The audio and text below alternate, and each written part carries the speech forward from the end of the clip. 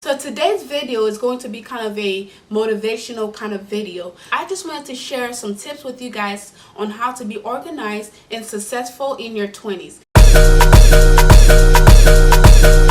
As for me, I am a big believer in setting goals. People always say that good things come to people who wait. I completely disagree with that. I strongly believe that good things come to people who work for it. Unless you come from a very rich and successful family, no one's handing you anything. It takes hard work and dedication to get anywhere in life. And success means different things to different people. Whatever your definition of success is, there is no doubt that you have to do some kind of work. You have to put some kind of time and energy into it to become successful. As for me, I am a first generation college graduate. I come from a third world country. There was a war and we had to run away from one country to another, and education was always put on the back burner because you have to be able to be in a stable place to go to school. When my family and I were blessed to come to this country, I remember, I think I was like around the age of 10 or 11. I used to watch TV all the time, and I saw these successful women.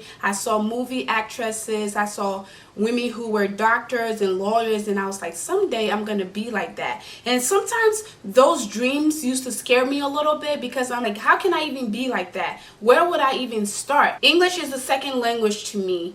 I started middle school. Sometimes I used to get made fun of because of the way I would say things. I said things differently. My accent was different from a lot of the kids. But I used to compete with those kids. I didn't care. They used to make fun of me because of my accent. But at a certain point, a lot of them started to respect me because I didn't let that bother me. I knew that having an accent is not a disease. It's actually a privilege because not everybody can speak 4 to 5 languages. I can. So I use that as an advantage. So when they were making fun of me, I was busy studying. I was a good student because I put a lot of time into it. You don't have to come from a third world country. You don't have to be a refugee for you to suffer circumstances like that. There are kids in this country who were born here, but just born in families where education is kind of a struggle for them. If you look at the most successful people in the world, almost 90% of them came from absolutely nothing, and they fought. They made their way up. They didn't sit there for something successful or something good to come to them. They went and fought for it,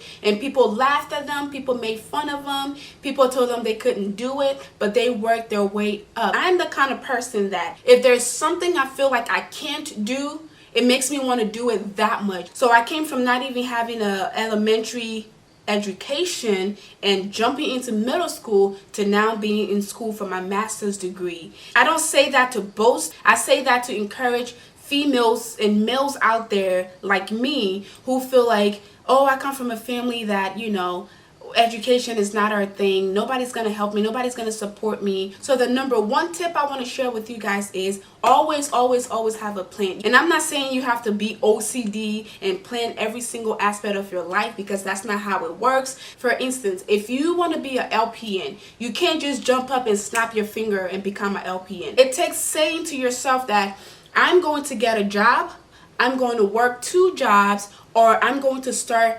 practicing. I'm going to look for the HESI book. I'm going to ask someone if they have the HESI book. I'm going to study for the HESI. This right here, besides my Bible, is my Bible. I set long-term and short-term goals for myself. I've gone through so many of these. It can be a notebook. It can be a planner. For me, this is a planner. This is my 2018-2019 planner. I always first set a short-term goal, and then you can have your long-term goal. Number 2 tip is forget the noise in the market. There's a saying in Africa that if you pay attention to the noise in the market, you're not going to be able to buy the things you want to buy. Trust me, when you want to become successful, everybody and their grandmother are going to have something to say about you. They're going to tell you can't do it. They're going to tell you you're too short, you're too tall, you're too fat, you're too skinny, you're too pretty, you're too ugly. They're going to have every excuse in the world as to why you can't accomplish what you want to accomplish. The most important thing I can tell you is if you're able to keep your goals to yourself until you accomplish them, then tell people, that is the best thing you would do for yourself. And another tip that has helped me come this far is just trusting in myself. Like As I said, it kind of relates to my second point. When you want to succeed, people just try to tell you, break you down and tell you what you're doing is not going to work. And you just have to have that self-confidence. And self-confidence is something that is very, very difficult to create or to attain. It's hard, but it's attainable. I get my inspirations from everywhere. And I always look at people who started out like me, and those people are the ones who motivate me. And I always tell myself, if this person can do it, so can I. My last tip is stop comparison. The one thing I try not to do is compare myself to other people. And it's very, very, very, very hard not to do that. That's the worst thing you can do. When you focus on someone else's progress, you tend to leave yourself behind, waste more of your precious time trying to focus on someone else's chapter or success than focusing on yours.